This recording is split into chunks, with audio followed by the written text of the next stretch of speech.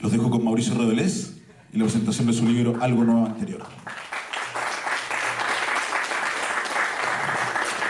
Y para comenzar, quisiéramos saber si Hernán tiene algunas palabras que decir y luego vamos a ir viendo qué ocurre en el camino.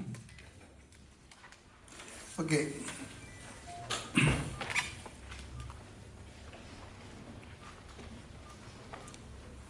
Comienzo por decir que hasta hace poco tiempo yo no conocía personalmente a Mauricio Redolés, pero hace ya muchos años que su nombre y su renombre me fueron conocidos gracias a mi amigo ya fallecido Carlos Orellana, que fue mi compañero de curso en la universidad. Después fue editor de Planeta, en fin, pienso que todos ustedes han oído hablar de él, y que no se cansaba de recomendarme a este genio. Y después, hará unos 8 o 10 años, cuando empecé a venir a Chile de nuevo, desde la isla de Cerdeña, donde vivo, en Italia, vi su nombre en una picada que iba en calle Vergara, que se llamaba Las Parrilladas de la Helenita, ¿no? Sí. Parrilladas de la Helenita, donde vi en el ingreso, en un zaguán que había de ingreso, un aviso de unos talleres de poesía, si no me equivoco. Correcto. Talleres literarios dirigidos por Mauricio Redolés. Y recordé naturalmente el nombre me dado. Me pareció un extraño connubio ese de la poesía y las cazuelas, ¿no? Pero, porque entonces yo no había extraño, así por decir, ¿sí? por decirlo, ¿no? Yo que de alguna manera algo me he ocupado qué sé yo, de la boda del caudillo de Congrio, por ejemplo, no debería estar. Pero era una cosa especial por la ubicación de esas parrilladas y de la señora. Bueno, la verdad es que no había leído nada de él todavía y era solo un nombre. Pero a medida que lo he venido conociendo y leyendo, me parece en cambio una convergencia muy natural. Yo quiero, no sé, quiero solo decir que he leído este libro y no solo quiero presentarlo, sino recomendarlo cálidamente porque es un libro que se deja leer y además te agarra y mejor no leerlo de noche porque no te deja, lo tienes que terminar. Está hecho de una manera que merecería un estudio en relación a su poesía también. Es un prosista particular. Yo no sé si no conozco otros de sus libros en prosa. ¿Has publicado otros libros en prosa? No. ¿Este es tu primer libro? Este es el primero que publico en prosa, sí. Bueno, entonces una prosa magnífica.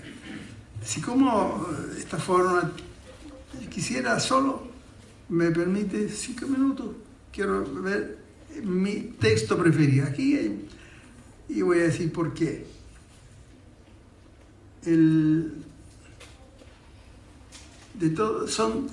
libro está hecho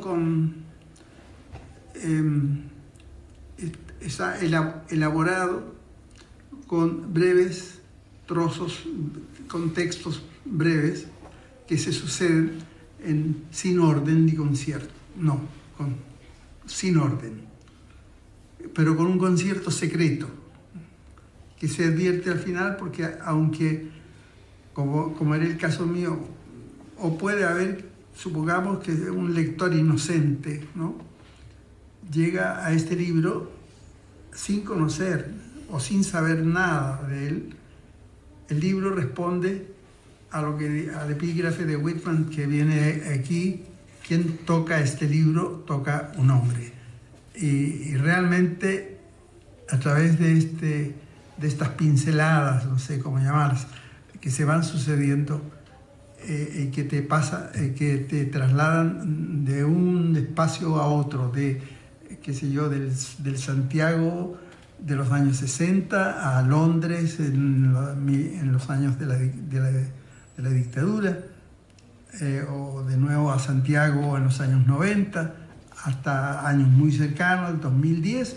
En particular el 2010, que me interesa, porque uno de los dos que más me gustó y que muestra, es uno que dice en la página 56, que se refiere a algo que yo estaba también en Chile en ese tiempo, había venido a Chile como el terremoto del 27F, del 27 de febrero del 2010.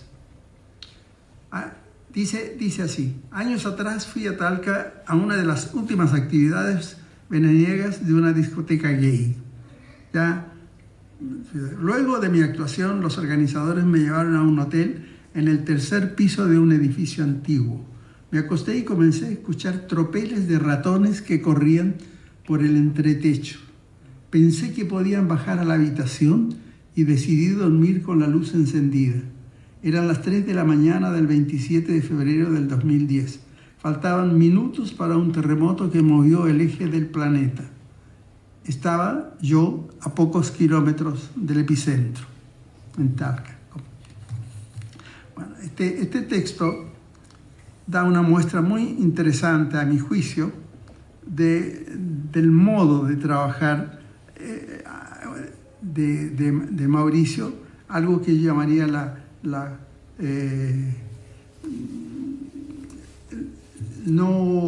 no hay aquí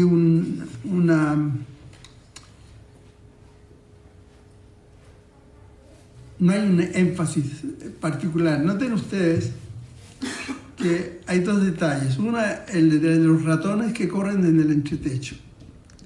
Y luego, una cosa mínima, ¿no? Y luego, en grande, faltaban minutos para un terremoto que movió el eje del planeta. Yo, como viví eso, me sentí casi avergonzado cuando leí esto, porque cuando yo cuento, que me preguntan cómo fue ese terremoto en Italia, por ejemplo, ¿no? Entonces yo explico que se me cayó el microondas, que los libros, que sé yo, que todo lo que tengo en el departamento, en fin. Nada de esto hay aquí. Esos dos extremos, lo mínimo y lo grande, y entre medio la sugestión, ¿no? El detalle, la colocación precisa del detalle de los ratones que corren en el entretecho, que no dice por qué. ¿Qué pasa con eso? ¿Por qué esos ratones?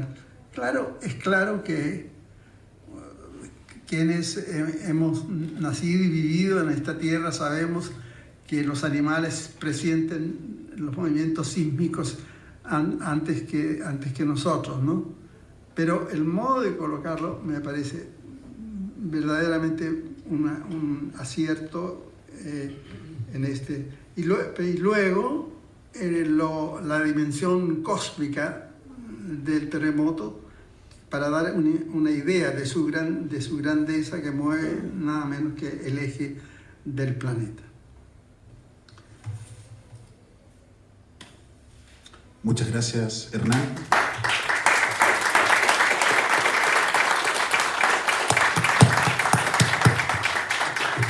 Quedé como para adentro. Quedé como para adentro.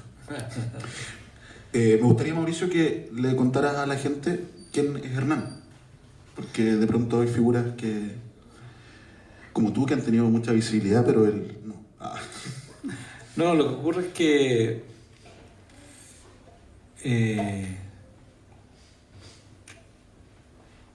durante años estuve leyendo textos de Luis, en la revista Araucaria, que dirigía Orellana. Tú publicabas ahí. Sí. Claro. Y claro, y me fui enterando de que era un experto en Pablo Neruda, en su poesía, en su vida, en su biografía. Y muchos años después, yo hacía un taller en el Instituto Chileno Británico, un taller de poesía, y repentinamente, de manera muy inglesa, viví en Inglaterra, por lo tanto sé de lo que hablo, me fueron corriendo para el lado. No me dijeron váyase, no le pagamos más, no queremos su taller, sino que me cambiaron del local en la calle Santa Lucía a un local en Campo de Deporte. De Campo de Deporte me cambiaron de la sala principal a un sucucho. Del sucucho me pasaron a un galpón. Y en el galpón hacía un frío terrible. La gente que iba al taller pagaba. Entonces yo les dije a los integrantes del taller, vámonos de acá.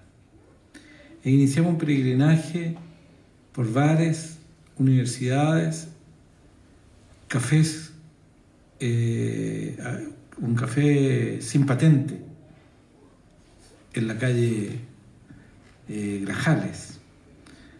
Y de todos estos locales se iban terminando las posibilidades, los bares no podían entrar las niñas que andaban de uniforme del colegio, había 2 niñas del Liceo 1, no podían entrar al bar, y eran integrantes del taller.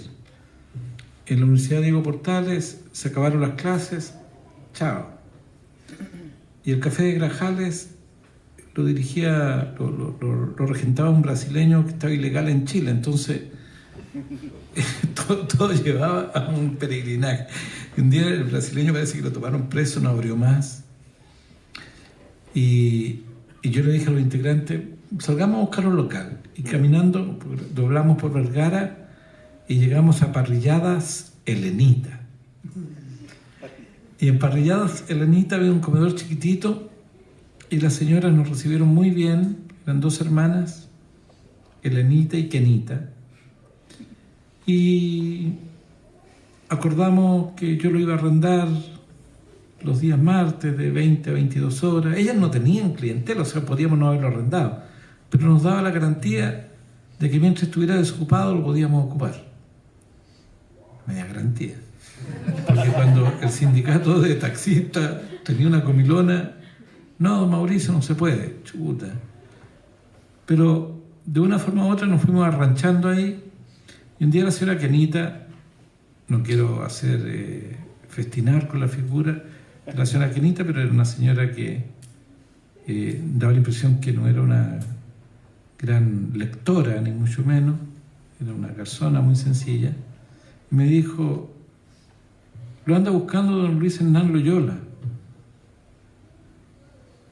¿Y cómo será una coincidencia? ¿Cómo va a ser don Luis Hernán Loyola si él vive en Italia? ¿Y por qué me va a buscar a mí, además? O sea, claro, yo no sabía que el queridísimo Orellana le había hablado de mí, él había visto mi afiche y iba a almorzar ahí porque vive cerca, en la calle Carrera.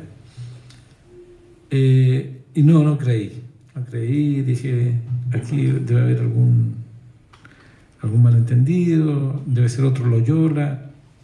Y como que no atendí al llamado de Luis, que decía, vino a almorzar acá, venga acá para que lo conozca. Y no llegué nunca. Y pasaron como 10 años y un día un amigo que vive en Londres, un novelista, Claudio Rojas Parra, me dice, en uno de sus viajes a Chile, me dice, oye, Luis Hernán Loyola te quiere conocer y te propongo que nos juntemos en la confitería Torres para que se conozcan. Oye, dije yo, pero entonces era cierto, la señora Kenita estaba en lo cierto. Y así conocí una tarde de hace un par de años a Luis, tuvimos una velada encantadora, conociéndonos. recuerdo algo que me quedó grabado para siempre. Me quedó mirando, de repente me dijo: así que tú eres Mauricio Redolés. Sí, le dije yo. Me dijo: pareces poeta mexicano. Poeta mexicano. De allí tengo pendiente una tarea, que es escribir un libro de poesía con el título Poeta mexicano en Santiago de Chile. Bueno, la cantidad de aventuras, de conocimiento de Luis, su peregrinaje por el mundo, sus conversaciones con Roque Dalton o con Roberto Bolaño, para qué decir con Pablo Neruda, el encuentro mágico con Luis Uribe Echeverría, quien lo saca de Góngora y lo pone frente a Neruda. En realidad ha sido fantástico conocer a Luis, y cuando salió el libro él me hizo un par de comentarios y yo le dije: oye, preséntalo. Vi algunas palabras en el Museo de la Memoria.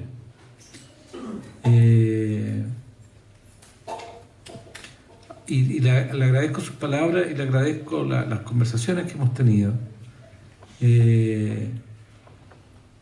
porque, o sea, no sé cómo decirlo, pero él me ayuda a ver mis propios textos con sus reflexiones, como la que acaba de hacer, o la reflexión que hizo la otra vez sobre ese detective de la Policía de Investigaciones que me hizo perder el segundo tiempo de un partido de fútbol, ¿te acuerdas? Bueno, lo dejo planteado para que lo busquen ahí, no quiero hacer un spoiler.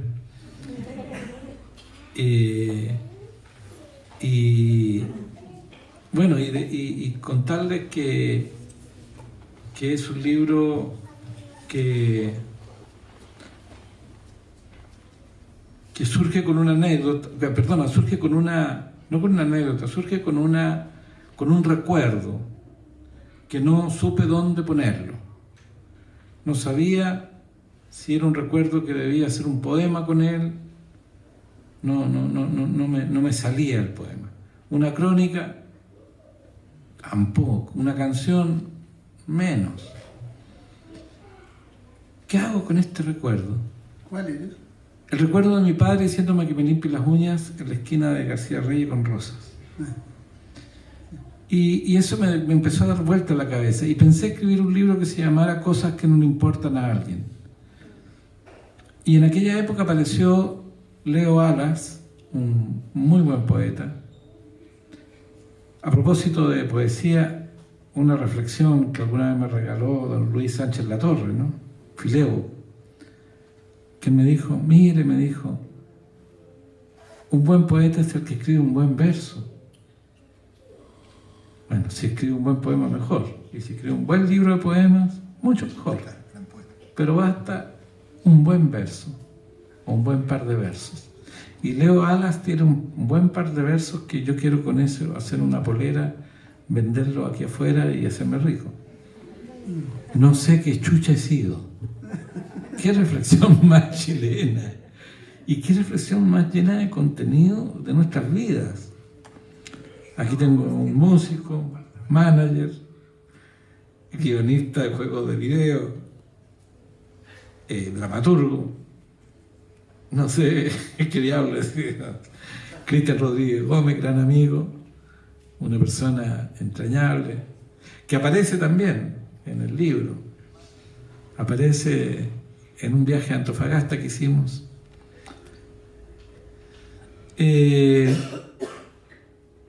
Así que estoy muy contento también de que esté acá ayudándonos en la presentación. Y apareció Leo Alas en un taller y andaba con un libro de Perec, yo recuerdo, de George Perec. Me acuerdo.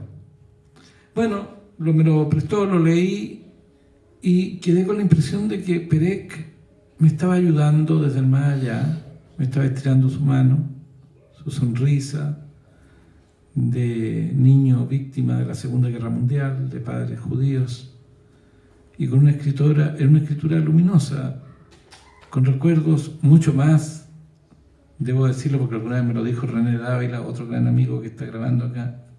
Saludos, René. No se ríe porque es así, que me dijo, pero Perec es realmente experimental, es otra cosa. Y es verdad, lo digo con mucho respeto de Perec. Perec hace todo un cuadro de una generación en su libro. Y lo mío también tiene eso, pero también apunta a una seguidilla de recuerdos generacionales, pero también, por decirlo de algún modo, no tan experimentales como los de Perec. ¿Puedo decirte una cosa? Sí, por favor. Yo quiero, no sé, estoy pensando en que si ustedes están aquí quizás no conocen el libro. Entonces, este libro, estos recuerdos dispersos, tienen sin embargo un orden secreto que consiste en la constancia de determinados personajes que aparecen y reaparecen. La característica, digamos, que yo diría que prima en todos los trozos, es algo que yo llamaría el pudor, la contención, el no... Por ejemplo, él estuvo cayó los primeros días de la dictadura, caíste, ¿no? Diciembre del 73. En diciembre del 73 cae, y si no me equivoco, estuviste 2 años. Aproximadamente. Bueno, ustedes no van a encontrar en el libro un lamento, una queja, pero se van a llevar una idea muy clara de lo terrible que fue aquello, incluso para él, pero no lo va a decir él, está en el entre líneas de la cosa, e incluso de manera irónica, ¿no? No hay una declaración ni queja, ni denuncia siquiera, nada. Hay, por ejemplo, se reduce a ironías, como hay un minimalismo de muy buena ley en todo el libro que funciona. Yo no conozco el libro de Pérez, que eso lo voy a mirar. ¿Puedo leer otro texto por para favor, que ustedes tengan adelante, una idea? Nacho, por favor. Uno de los personajes más importantes, incluso en una de sus canciones, y si no me acuerdo, dice: ¿qué será de mi torturador? ¿No?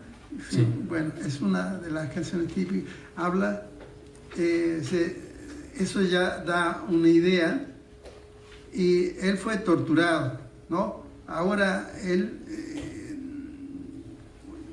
la mención que hace es muy genérica e incluso divertida muchas veces de esos individuos, ¿no?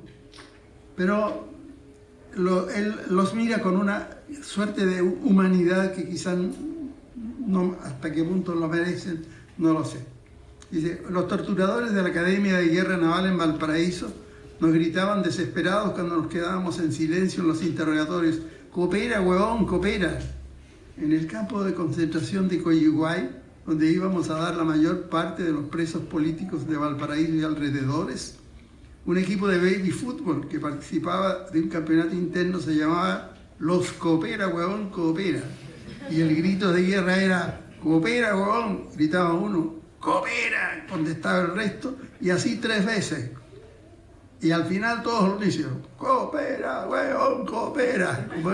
¿Cómo es el grito de Chile? CHI, una especie de CHI. De todas maneras, el humor, entonces, salvando Y sin embargo, hay algunos relatos que se podrían llamar de carácter romántico, ¿no? Por ejemplo, hay un bellísimo trozo un poco más largo, en que la emotividad es dominante, pero no explícita.